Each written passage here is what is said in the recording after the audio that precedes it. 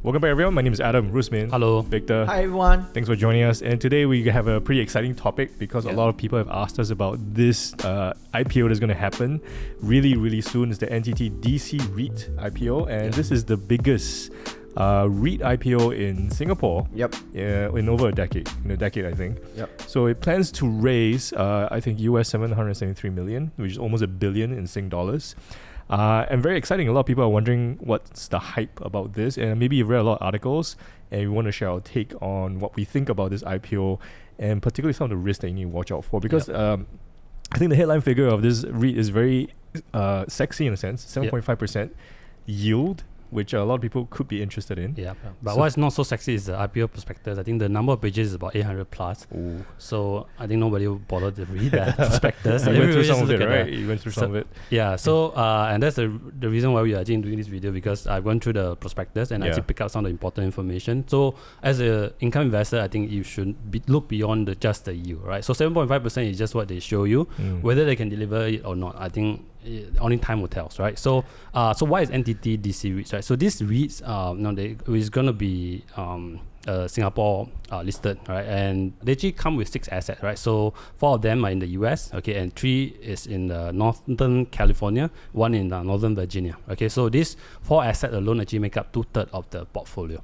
Okay, and then the other 1/3 is split equally between Singapore asset. Okay, so they have 1 data centers here. I think it's the one at the 51 Serangoon North Avenue 4. Okay, so you guys can check out yourself before you subscribe. You can just drive down there and then check out yourself how the data center look like. Okay, but of course you can't go in because data center usually they are quite strict. Right, you need to have a pass to access. Right, and the other asset is actually in Vienna, which is in Austria. Right, so this will be currency that they collect is going to be euro. Okay, so again, the bulk of it is coming from US data centers. Right, so that account 2/3 of the portfolio. Okay, so what you are going to invest, okay, if you buy into this REIT, okay, you're going to own majority of the assets, data center assets in the US. Okay, so right now, I think if you look at these 6 data centers, most of them are freehold, except the one in Singapore, right, which is on the leasehold. And they have the right to renew the lease for another 30 years, subject to the certain condition, right? Until 2040. Okay, so 2040, but then 2040 is the first term, right? So if they renew it, then we plus 30 years. So 2070. Potentially, yes, potentially. Right? If they pass all the certain criteria. So this, and right now, so I think freehold is an asset where I think most people will be, especially Singaporean, will be very excited. Wow, freehold, right? So, but this is nothing new actually. I think if you invest in US commercial asset, most of the time it comes with freehold. So don't just get excited because you're going to own freehold asset in the US. Okay, US is huge, right? So there's a lot of land, and most of the assets there are actually usually freehold. Okay, so in Singapore, of course, it's still under leasehold. That's the reason why, because Singapore have land scarce, right? And in terms of occupancy is quite healthy. I think on average they are talking about 94.3%, but there's a little caveat that you need to take note. There's one tenant actually downsized the lease, so the occupancy come with this portfolio, it should be around 93.6%. That might change, of course. They might have signed up new leases this year, all right, by the time when they go on IPO. Okay, so if you look at their portfolio, okay, most of their leases that they sign are still currently under rented. Okay, so if you look at in terms of like data centers, got a few types, right? One is the co-location, the other one is like anchor tenant, which is mostly a hyperscaler like your Microsoft, Google. So these are the big players, usually are the anchor tenant for data centers, and they usually have a good bargaining power compared to the data centers landlord, because they usually come in, they take up a big space, and they will want to have a cheap rent. Okay, so if you look at their average rent, okay, for their hyperscaler, they are currently have a potential upside of 75% versus the current market rent for hyperscaler.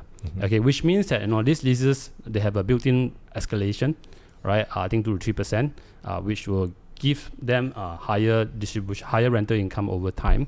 Okay, and there's a potential for them to keep on increasing because they are currently the hyperscaler tenant is still under rented. So you're saying there's a potential for positive rent reversion. Yes, and for their co-location type, okay, which is the wholesale, I think they have pretty much increased the rent because usually co-location, the lease tenure is usually shorter, and they can, once the lease expired, they can increase the rent and then they to match the market. To match the market. Okay, so that will keep on catching up. And the good news here is that because currently in the Northern California and Northern Virginia, the vacancy rate for data center is very tight.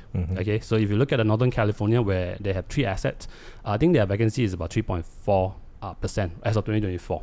Okay, largely because there's a huge demand for data centers after I think ChatGPT went viral, and then now everyone is just using Gen AI, right? So generative AI generally, I think the adoption is going to go up significantly over the next 5 years to 10 years. So the demand for data centers is going to be exponential, right? So and data centers is an area where when people tell you that they store their data on the cloud, they're actually storing it on their data center. Okay, so this area, that's why data center is very exciting, because there's going to be a lot of demand. Okay, so right now the vacancy is very tight especially in Northern Virginia, which I think right now is 0.4%. So they're building a lot of data centers, and as the data center completed, it get absorbed by the market. Okay, because there's a huge demand, and that's why you see Nvidia going up a lot, right? And the expected forecast, right, for the pricing for the rental for data centers in Northern Virginia will continue to go up. Okay, same thing for I think Northern California, right? So the California side. Okay, so generally I think the rental income, the fundamentals for data center is very strong and robust. Okay, so there's nothing to be worried about. Okay, and that's the reason why I think this data centers going to come listing. Okay, because the prospect seems to be quite bright. Okay, so on the Singapore side, which they only have 1 asset, I think the vacancy rate for data center in Singapore is very tight. Okay, and that's the reason why I think Keppel DC REITs have done very well, because they can actually increase the rent, especially most of their portfolio is actually in a co-location basis. Okay, so Singapore is also very tight, so I think that Singapore asset should continue to do well. Okay, and of course you also want to check who are the tenants in these data centers. Okay, so at this point, do you feel like the quality of assets, the 6 assets that they have, they are quality assets for this REIT at this point? Yeah, I think so far, I think based on their classification, is under tier 3 equivalent, which is super reliable. Okay, it's highly reliable. Of course, they are tier 4, tier 5, right? So tier 3 considered is rock solid. So if the fact that they have hyperscaler in their data center, it kind of tells you something, right? This hyperscaler, usually their criteria for the data center itself is very high. Okay, so as a REIT investor looking at this as a REIT, I mean, so far it checks all the boxes, right? I mean, the rent, there's potential for positive reversion. There's high occupancy rates. Tight supply. And the leases are also decent. Like, as in there's I think so they have this long-term leases, right? So their average weighted average lease to expiry is about close to 4 over years. Okay, right? And there's this 75% of the contract come with fixed escalation of 3.3% on average. Right? And 3% contract will come with this CPI link escalation. So it's about 2.8% effective rent escalation, according to what they say, based on weighted average. And the WALE is a good length, because if it's too long, then there's no potential for positive reversions, because you're locked into maybe a step up. But at 4 years, you can renew the leases at higher rents to match the market. So the 4-year WALE is actually reasonable. It's reasonable. So I think their co-location leases could be shorter, okay, and that will allow them to increase the rent. Anyway, so basically, I think they should be able to increase the rent by low single digit. Okay, so far the quality of the assets are okay, quality of tenants are good, but what are the near-term risks that you see to this because we've talked about the good things so far. I think you haven't talked about the tenant yet. So I think when it comes to investing, the risks are also very important. So the top 10 tenants, I think if you look at what they have reported, the number 1 is the Fortune 100 US automotive company. This one account about 31% of the monthly base rent. Okay, which is going to be a heavy concentration, because if you have one single tenant that contribute 31% of your entire portfolio, right, you'll be scared that if one day this tenant were to leave, right, then your rental income is going to drop. Okay, of course this could be transitionary, right? I mean, they can find a new tenant to replace it, but that is going to take at least a couple of years to normalize it. Okay, and this is exactly what happened to digital core REITs when they have Cetera, and then the other one Sangat, right? Also, they filed for bankruptcy, right? They got into issue, so they couldn't pay the rent, and digital core REITs have to drop their DPU at that point of time. Okay, so having tenant concentration is the main risk that I see for digital core REIT, because you have one Fortune 100 US automotive companies that account about 31%. Okay. So most data centers REITs won't tell you who are the tenants. Okay. But these REITs, they don't tell the tenant's name as well, but they give you the hint by giving you the credit rating, because if you look at the credit rating of this Fortune 100 company, is Baa3 and BBB. Okay, which means it's not bad. Okay. In terms of classification for Moody credit rating is actually quite high, right? So, but we can kind of guess who are these tenants based on the credit rating that. So you're looking for a Fortune 100 US automotive company with these 2 credit ratings. Yeah. So who could it be? Then make a guess. Tesla. So you can go and check. Yeah. Okay. So Tesla is the largest tenant in NTT. I think based on what we see, that matches. This the is our Moody, guess. Our guess matches the Moody and the S&P rating. This is the company. This is not confirmation. This is our guess based on what they gave it. The information they gave to us. Okay. Yeah. And then the second one is of course the NTT Group, right, which is the sponsor, and the third one, or the number 2, which is in the table over here, Fortune US Software Company. Okay, so this one it's AAA Moody's, and then AAA S&P. Okay. You all can kind of guess. It's Microsoft. Okay, so this is the third largest tenant, and then the fourth largest tenant is going to be Oracle, and then fifth one, which they label as a 4, is IBM. Okay, so basically you went to do some checks. What could possibly be these companies with these credit ratings? This is what we came up with. But I guess the big headline here is that Tesla comprises 30%. Yes. If it's Tesla. Put Tesla comprises 30% of their rent. So I think recently there's a lot of the beautiful bills. They want to cut back on the financing of the electric cars, EV vehicles.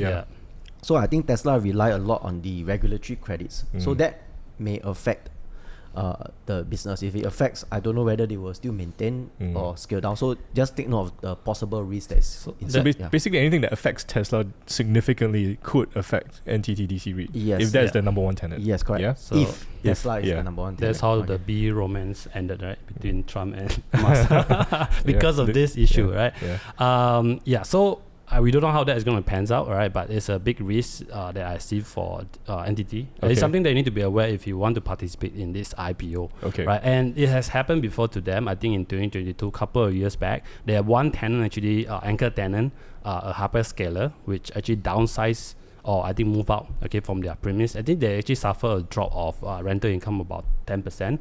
And if I look at their net property income, the drop is actually 25%. Right. So this is 30%.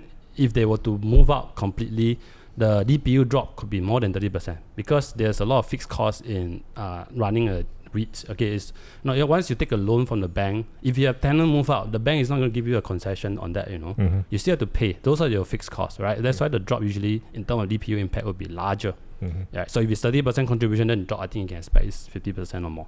Right. So in terms of DPU, is it? That's based on the DPU because it will affect the bottom line, right? So you have running costs that they still need to continue to maintain. So I think that's the key risk, number 1 key risk that you see so far. Any other risk that you see with NTT at this point? So the other key risk that you need to bear in mind, I think this applies to all the US listed REITs in Singapore, is the tax structure, the way they structure the REITs, right? Because Singapore entity own these commercial properties in the US, and the way they want to sort of minimize the tax, is they have to structure the REITs in such a way that so I'm going to lend the money to the US entity. So once they raise the money from the IPO, they take this money, they lease it or lend it out to the US entity, which the US entity in return will have to pay the interest. Right? So under the current, I'm not a tax expert, right? But under the current regulation in the US, I think that would be a tax exempt. So and that will allows Singapore investor to enjoy full rental income coming from the US asset. Because if they did it this way, technically it's the US entity paying you interest. Yes. So that's not taxed. But if they did it in the traditional way, that would be treated as income. And that's taxed. And that's subject to the withholding tax. The dividend withholding. The dividend, right? So which is about 30% for the US context.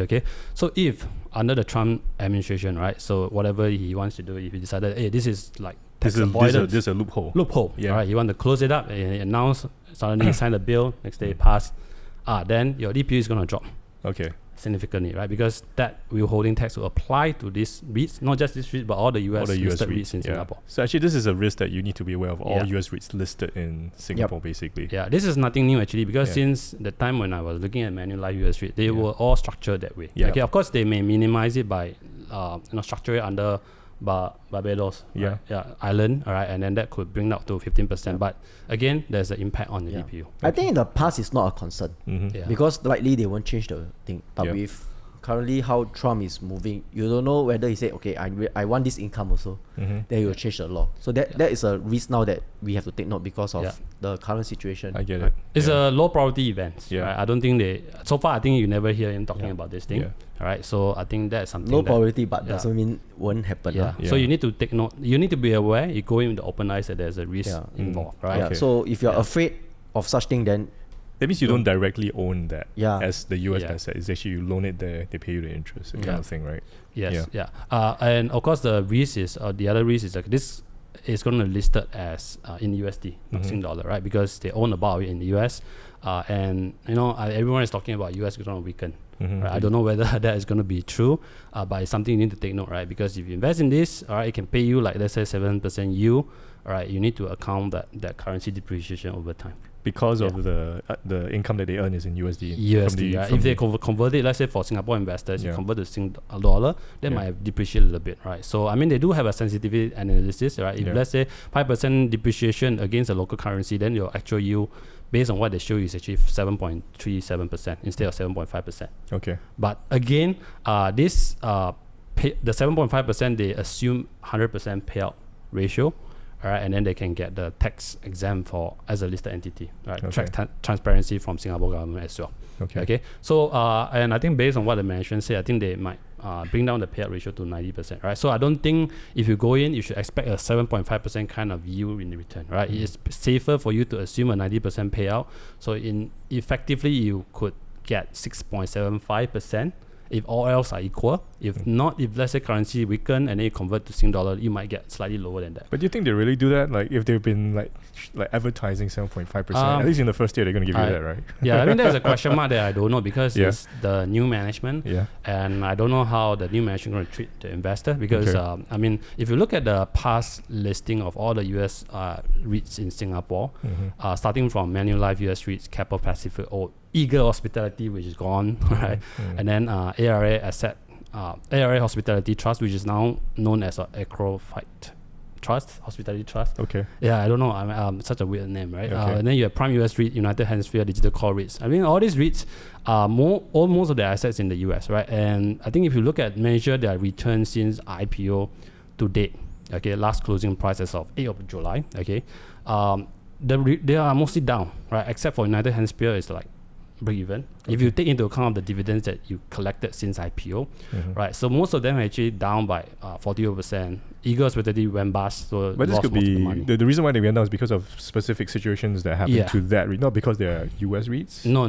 Because they were quite unlucky also because three commercial REITs like Manulife, Prime, and also Core, Keppel Pacific. They are commercial office REITs in the US, right? And they get caught by COVID. Okay. Right? And that changes the whole structural demand for office space in the US, and they were all badly beaten down. And on top of that, they get caught by the sudden spike of interest rate during the 2022, right, because of the global supply chain issue. Okay, and Eagle Hospitality also get caught because of the COVID, and then they went bust, right? And of course, some of the assets got into a question mark, right? And the sponsor couldn't pay as well, right? So, a lot of this issue, a lot of these REITs actually also for United Hemisphere, I think so far they're doing quite well.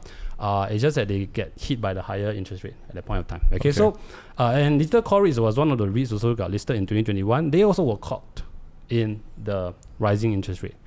Yeah, and there were also other issues. I think with Digital Core REITs, right, they have few tenants like Citera, Sangkat also defaulted, right? So, but in this case for NTT REITs, I think you have to take note that right, some of this issue, I think for interest rate, I think more or less peak. I think we are looking at like Trump keep wanting to bring it down.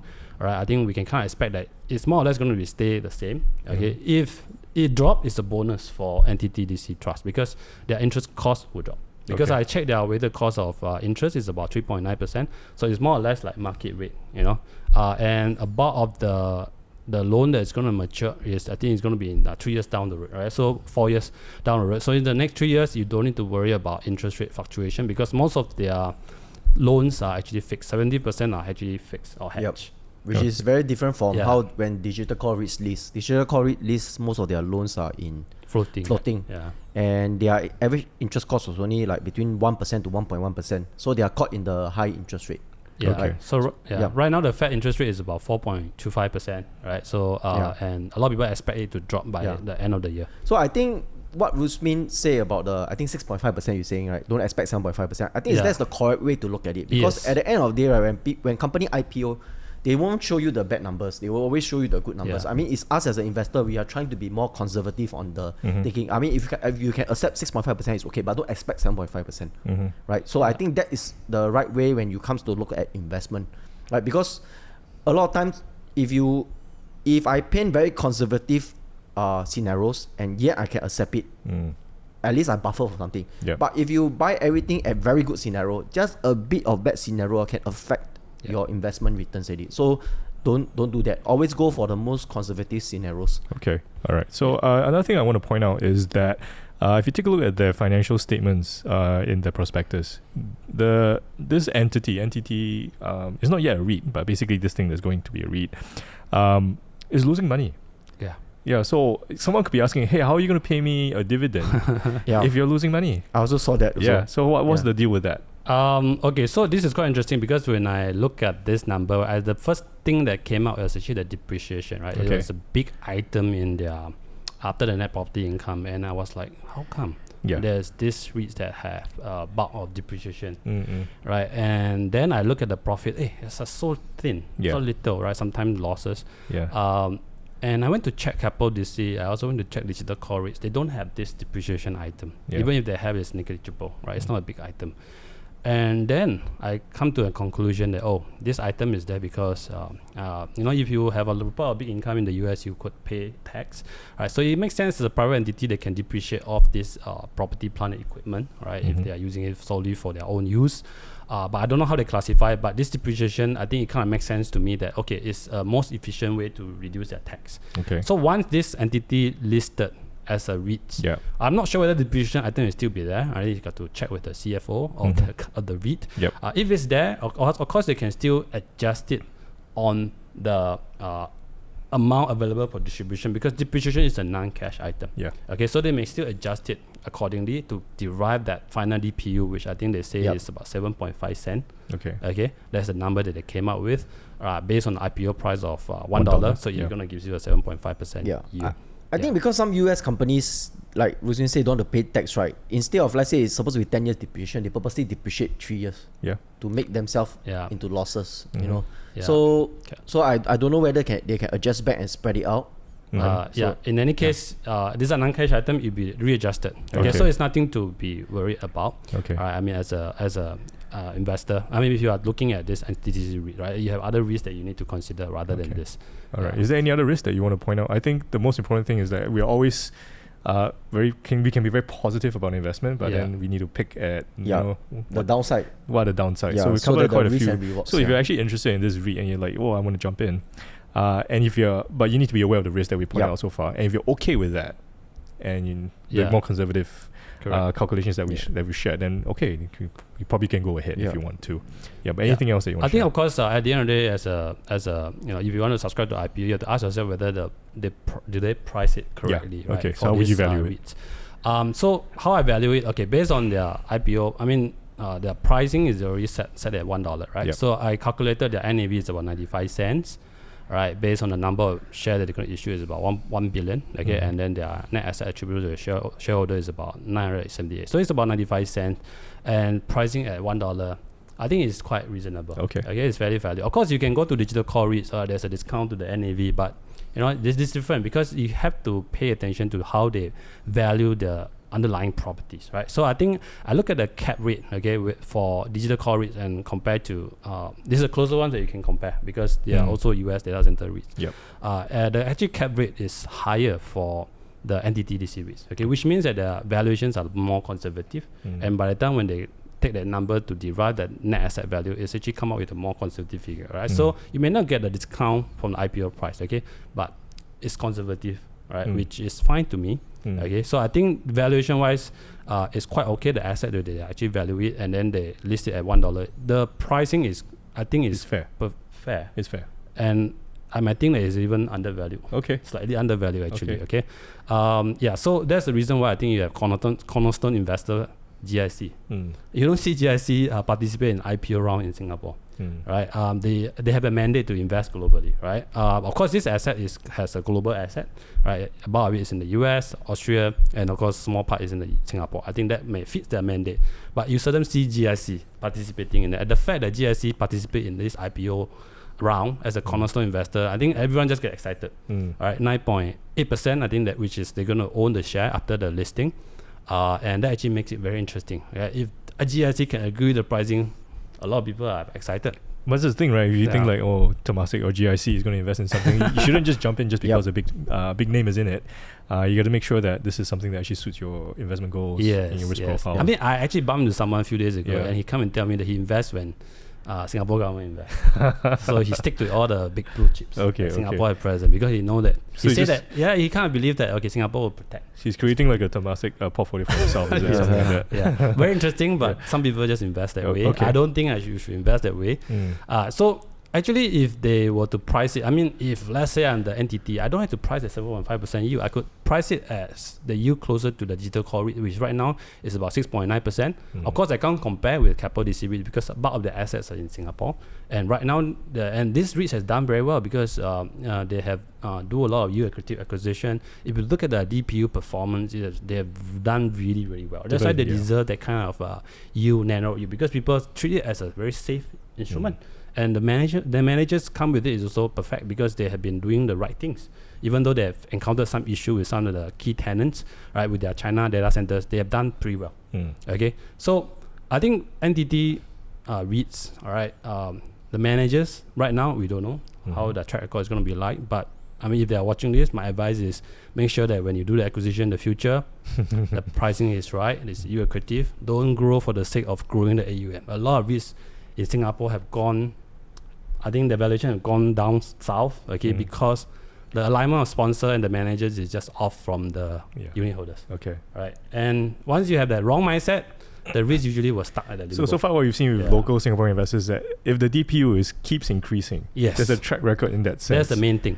Then we basically reward that REIT because it keeps going up. We can see that with Keppel DC REITs. You can see that Park Villa REITs because they have like great managers, right? They don't think for themselves. They just think for the unit. So DPU is the key. DPU is the key. Yeah. Okay. So, but basically boils down to the valuation. I think the pricing is good. Okay. Yeah. So I kind of suspect that I think this REITs will oversubscribe. Okay. Despite the risks that I mentioned. Okay. Right, because the pricing is good. Okay. And we are also in the good timing because interest rate has more or less peaked. So anything that is dropped from there is going to be a bonus. It may be a catalyst for the DPU as well. Okay. Yeah. So if someone's interested in to participate in this IPO, how can they do it? Let's go to the ATM machine. All right. I think if somehow you go to the investment portion, there's this IPO subscription that you can subscribe, or you can just nowadays you can log into your digital banking. I think it's under the investment side. You can. But it has to be with DBS, UOB, or OCBC, right? The three local banks. The three banks. And I think it's only 30 million allocation, so it might be heavily oversubscribed. I don't know. Okay. But I think it might be well taken up. Right. Okay. So whenever you're watching this, the IPO could be over or it could be not. But if you want to participate, the deadline is the July 10th, Thursday, 12 p.m. That is the deadline. So when the time this video goes up is today, and then the next day, before 12 p.m. You need to participate. If you want to. Yeah. So there's no recommendation buy or sell anything. This is just what we think about NTT DC REIT. Yeah. And we discuss its assets and the risks that you need to watch out for. And if you are watching this after the IPO ended, right, you can still consider it in the listing because it's listed, right? You can still have to look at all the risks that we mentioned here. Of course, the potential upside is there, but there are also risks that come with it. Okay. So I think that's pretty much what we want to share about our opinion with NTT DC. At this point. Okay, so my name is Adam, Rusmin, Victor, thanks for joining us. If you have any questions about NTT DC REIT, we're happy to answer them in the comment section. Pre-IPO or post-IPO, we can always answer them for you. And if we have, we can have answers for that, we'll put it in. And of course, if you like this roundtable, please hit the like button if you thought it was, if you think it's really, really useful and you learned something about this IPO. And of course, subscribe to our channel. Many more roundtables coming up, and we'll see you again. And if you have additional insights, let us know in the chat below. Okay. See you.